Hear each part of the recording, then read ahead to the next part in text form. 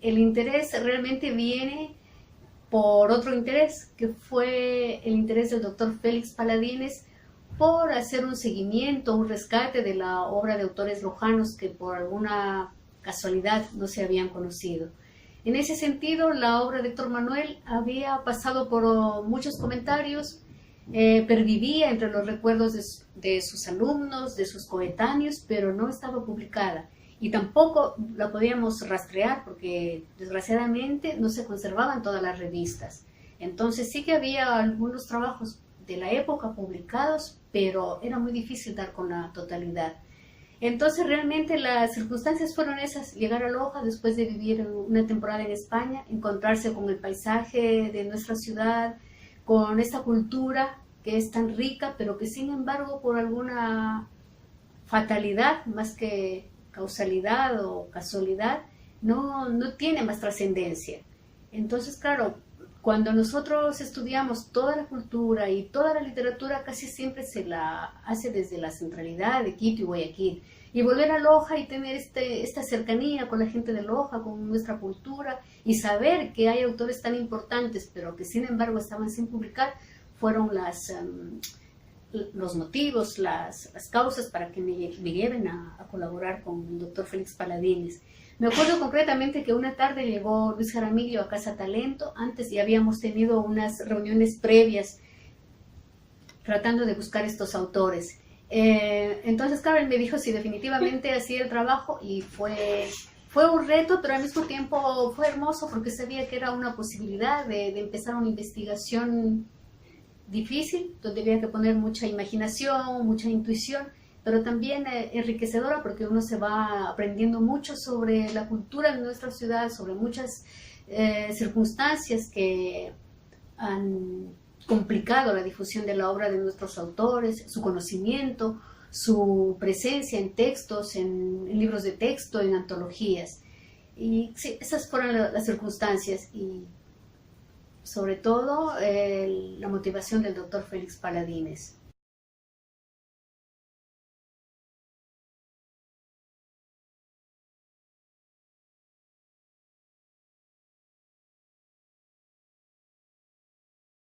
Creo que realmente lo que desde mi punto de vista ha sido importante ha sido expresado, puesto en la investigación. Lo que sí, claro, por las condiciones mismas del trabajo era muy difícil hacerse con todos los datos. Entonces, por ejemplo, la fecha de nacimiento fue un asunto complejo, puesto que en algunas biografías aparecía como nacido en 1876 o en 1878. Entonces hubo que hacer un trabajo de rastreo de documentos, y claro, no todo está digitalizado, entonces eso complicó un poco, pero lo dicho, o sea, lo que se ha considerado de importancia, creo que lo he tratado de dejar escrito, de decir.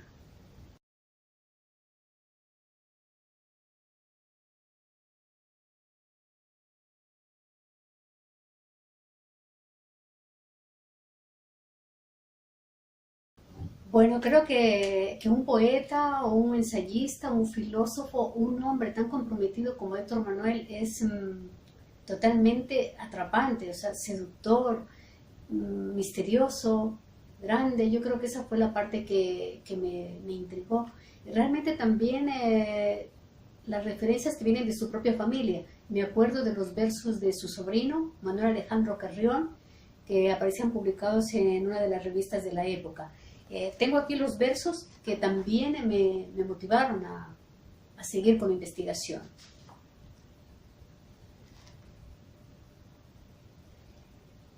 Dice: así tu soledad en tu sangre y en tu aire, con su clima de fuego, de angustia, de sollozo, con su desierto en llamas, que ningún pie conoce, con sus arenas crueles, con sus oasis ciegos, desterrado del mundo, de los suaves colores, de las dulces palabras del amor y de la risa. Estos versos de Manuel Alejandro retratan a su tío Héctor Manuel.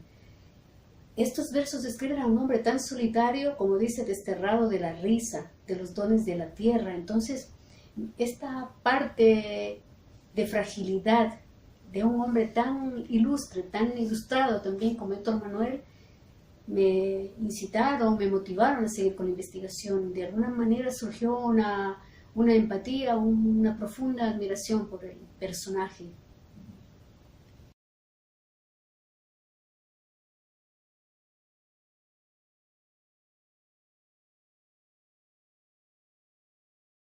Creo que el aporte más significativo de este trabajo es poner a uno de los autores lojanos en el mapa del modernismo ecuatoriano, ya que este movimiento siempre se ha trazado desde la centralidad de Quito y Guayaquil, especialmente de Guayaquil.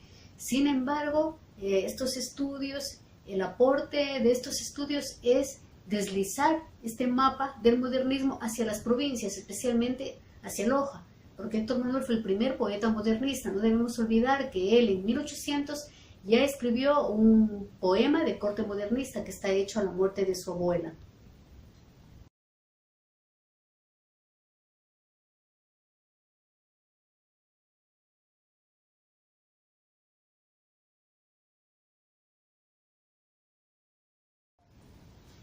Creo que los rasgos de la obra de Héctor Manuel Carrión, que son compartidos con los otros modernistas ecuatorianos, se pueden sintetizar en lo siguiente. Primero, el simbolismo.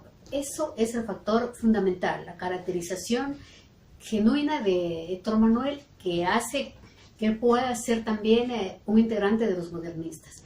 En su obra aparecen nombres de piedras preciosas, convoca a fuentes, a lugares antiguos que vienen de la mitología griega, aparecen metales, ónix, mucha observación de la naturaleza, los atardeceres, ese tono crepuscular de la poesía. Luego también algo muy importante que es ya el oficio de crítica literaria. Héctor Manuel analiza la obra de Jorge Isaacs, de los poetas franceses, entonces esto es algo que viene muy asociado al modernismo. Y otro punto importante es la concepción del texto como un objeto de lenguaje.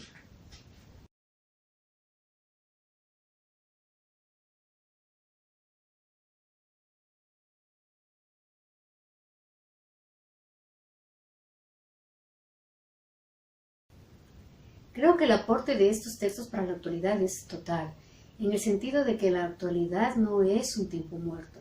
La actualidad es lo que se ha hecho antes, viene de los textos que nos precedieron, de las miradas, de los estudios, de las formas de vivir, de comprender la realidad que han estado antes. La actualidad no surge de un momento a otro, es un reto alimentarse. En ese sentido es muy valiosa la obra de Héctor Manuel. Por eso y también porque nos hace repensar lo que ahora tenemos y que quizá no lo aprovechamos. Siempre pienso qué haría él con un invento como el telescopio. Era un aficionado a la astronomía. Y entonces, claro, de haber tenido un telescopio en sus manos, ¿qué habría pasado con él? Porque la sola observación, a ojo simple, del firmamento lo fascinaba. Yo pienso, ¿cómo sería su reacción? ¿Cómo habrá repercutido todo lo que ha venido después de su vida? ¿Cómo habría repercutido en su obra? Porque a él le fascinaba conocer la naturaleza, entender los pequeños procesos de los microorganismos y también los grandes eventos que pasan en el cielo. Y también, aparte aparte de lo físico que hay en un cuerpo, le interesaba mucho la parte psicológica. Entonces todo eso nos hace reflexionar que antes que nosotros muchos hombres han indagado, han trabajado para legarnos ciertas bases de conocimiento, de entendimiento del mundo. En ese sentido, la obra de Héctor Manuel es actual.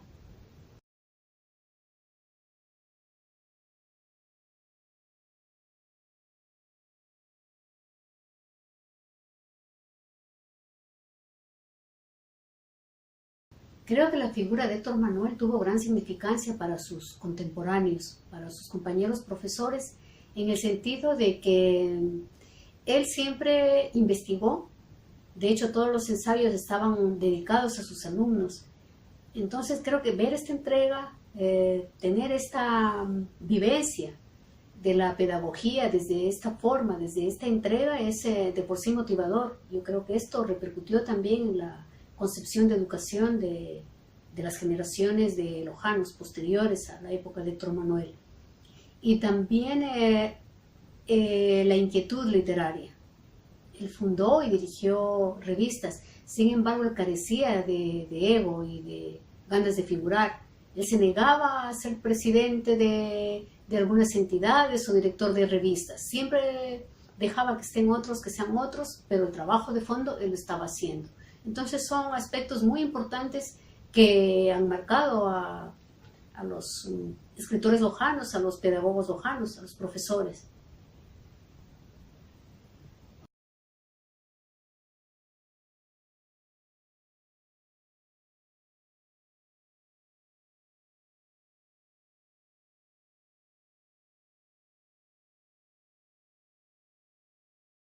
Efectivamente, Loja era una ciudad muy pequeña, de pocos habitantes, donde convivían los terratenientes, la gente que hacía pequeños oficios y también estaba la parte culta, la ciudad letrada. Entonces, Héctor Manuel se quedó. La pregunta es siempre por qué se quedó y la respuesta la da él mismo en su poesía y en sus ensayos. Él se quedó por el profundo amor al lugar lojano, al paisaje lojano. Él siempre defendió esta pertenencia a un lugar, el lugar. Entonces, a diferencia de sus contemporáneos que querían irse, salir, ejercer cargos, tener un púlpito, una cátedra o cierto título de algo, Héctor Manuel se quedó en Loja para desde ahí cambiar las cosas. Recuerdo todas las investigaciones que él hizo, todo lo que investigó, en lo que indagó, en muchos temas, en muchos aspectos. Y en ese sentido, Héctor Manuel es el que es raro, el diferente, porque se quedó en Loja, se quedó, como él dice, a valorar el canto de nuestras aves, de nuestros ríos, porque realmente, y en esto sí que estoy de acuerdo, él fue un rebelde, uno que trazó una ruptura fundamental, que hasta hoy yo creo que esa ruptura todavía no se ha analizado. ¿Por qué todo el mundo nos queremos ir y sin embargo hay alguien que se queda? Héctor Manuel se quedó porque creo que tenía la convicción firme de que si alguien no sabe su lugar, no puede saber ningún otro lugar. Y en eso creo que estoy de acuerdo. Si uno no reconoce, no conoce, no entiende sus propias condiciones, no analiza lo que a uno le rodea, por mucho viaje, por mucho camino, no se va a poder analizar ni comprender otros paisajes más extensos, más novedosos.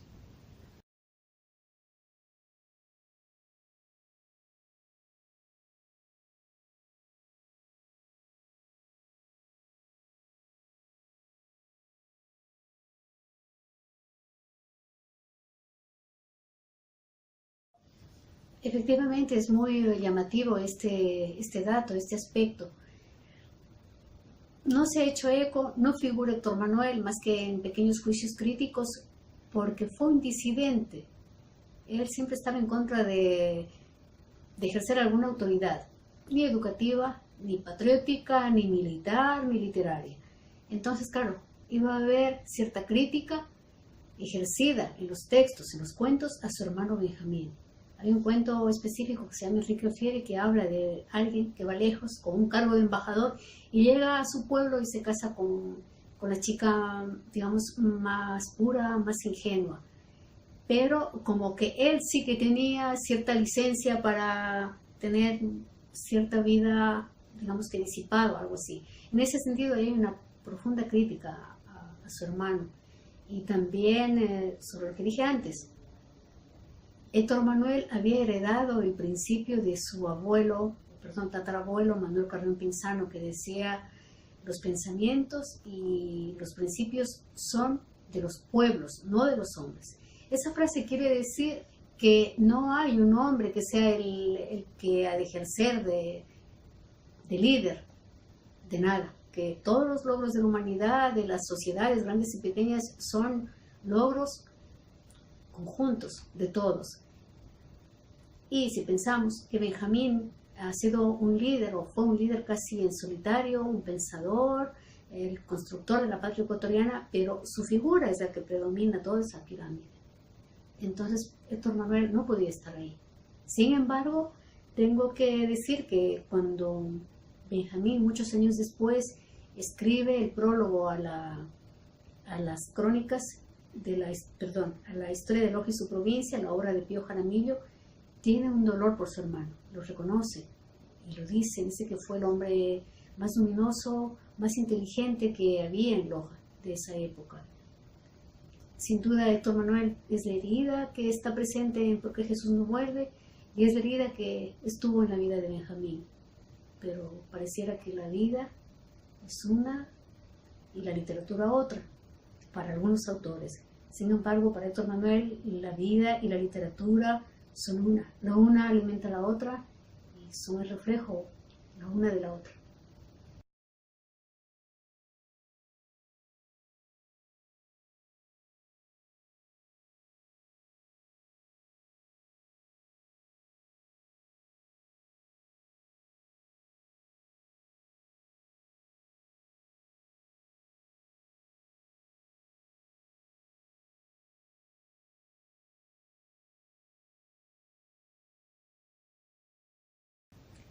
Bueno, lo que usted menciona es una cita que tomo de una crónica del doctor Arturo Armijos Ayala. Él recuerda esta imagen, esta visión de Héctor Manuel, además de su elegancia, de su belleza, de lo genial que era. Que cómo entendía, cómo toleraba a la familia, realmente esto nunca lo podremos saber, porque no nos quedan muchas evidencias, pero sí que podemos deducir ciertos aspectos. Por ejemplo, que Héctor Manuel parece que se sumió en una profunda tristeza después de la muerte de su madre, por lo cual podemos entender que el vínculo con su madre era muy fuerte. Además, también este vínculo está reflejado en la obra ¿Por qué Jesús no vuelve?, cuando Benjamín menciona el vínculo de Alberto con su madre. Alberto, en la obra ¿Por qué Jesús no vuelve?, viene a ser el personaje o la personificación de Héctor Manuel. Entonces, este vínculo hijo-madre tuvo que haber sido muy fuerte para que luego de la desaparición física de Filomena Mora, Héctor Manuel caiga en esta soledad, en este alcoholismo y todo eso. Me imagino que por las crónicas, por las referencias, por las cosas leídas, por la revisión de los diarios de la época, tuvo que haber sido una lucha muy fuerte, porque Loja era una sociedad muy conservadora, con una fuerte autoridad que venía de la iglesia. Entonces la iglesia no permite disensos, no permite cuestionamientos. Sobre esta misma pregunta de lo que habría pasado en el interior de la familia Carrión Mora respecto a la actitud, a la rebeldía, al disenso de Héctor Manuel, es algo que, como dije antes, no podremos saber. Sin embargo, creo que la relación de Filomena, esa entrega, tuvo que haber sido excepcional. Creo que ella estoy segura de que fue una mujer excepcional, porque era una mujer viuda con 10 hijos. Héctor Manuel era su hijo mayor. Héctor Manuel ejerció de padre de todos los hermanos. Y a la muerte de ella, como dije también, se quedó muy abandonado, muy roto por esta desaparición física. Entonces, Héctor Manuel ha sido este punto de rebeldía, este punto que permite decir, Loja es una ciudad de cultura, pero también esa cultura se ha fabricado de alguna manera oficial, y muchos trabajos de personas, de hombres importantes, se han quedado en la orilla, como es el caso de Héctor Manuel. Sin embargo, creo que con un poco de interés, un poco de afecto, podremos entender el aporte que suma a los otros aportes sobre los que se construye la cultura de Loja y de Ecuador. Ya para terminar, quisiera leer un fragmento de Héctor Manuel que me resulta muy significativo, en el sentido de que nada de lo que se hace se pierde eternamente. Siempre va a servir para alguien, siempre alguien va a poder construir a partir de ese aporte. Las palabras de él dicen así: y vosotros, hombres ilustres, los que desinteresadamente habéis legado obras monumentales en beneficio de los desgraciados, los que en el libro, en el lienzo y en el mármol nos habéis dejado los tesoros de vuestro brillante genio, y poderosa imaginación para instruirnos, conmovernos y deleitarnos, sabios, escritores, filántropos y artistas, no habéis muerto. No, que vuestros altruistas y generosos espíritus moran seguramente en las regiones del mundo psíquico, invisible, y vuestros actos durarán tanto como la luz que los inmortaliza.